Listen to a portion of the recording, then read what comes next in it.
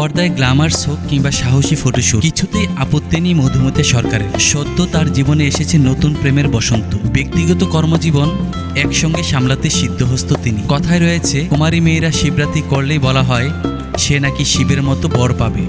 এদিকে আগামীকাল শিবরাত্রি, এই দিন কি করবেন মধুমিতা? শিবের মতোই কাউকে পেয়েছেন জানিয়ে অভিনেত্রী বলেন, সেটা আমি পেয়েছি, কিন্তু এমনটাও নয় যে আমি যদি কাউকে না পেতাম তাহলে শিবের প্রতি আমার ভক্তি শ্রদ্ধা বা পূজা করার ইচ্ছাটা চলে যেত। আমি শিব ভক্ত, মহাদেবের প্রতি আমার অগাধ বিশ্বাস। আমি শুধু এখন ভগবানের পূজা করব, নতুন করে আর কিছু চাওয়ার নেই।